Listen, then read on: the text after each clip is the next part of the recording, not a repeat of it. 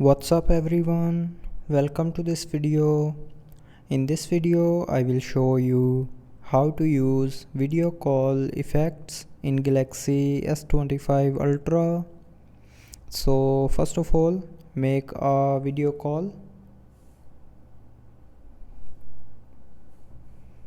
and after that click on this video call effects icon, and from here you can blur the background. You can make a color background or a image background. So for image background you can select any image from the gallery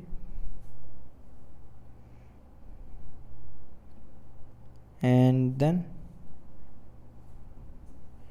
you can also increase or decrease the face smoothness, and you can also turn on or turn off auto framing, and you can also choose mic mode. So you can set the mic mode to standard, voice focus, all sound, or so you have three options in mic.